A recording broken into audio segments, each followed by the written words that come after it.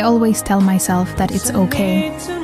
Na kaya kong lagpasan yung pressure, yung pagod, at lahat ng problema kahit sarili ko lang ang meron ako. Pero minsan kapag inaatake ako ng lungkot, gusto ko na may humanap sa akin at sabihin, hindi ako nag-iisa. Someone who really care and listen. Someone na hindi mapapagod sa akin, knowing na pagod na rin ako sa sarili ko.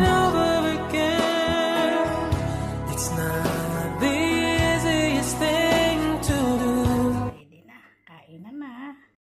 Ang taba, parang bangus na.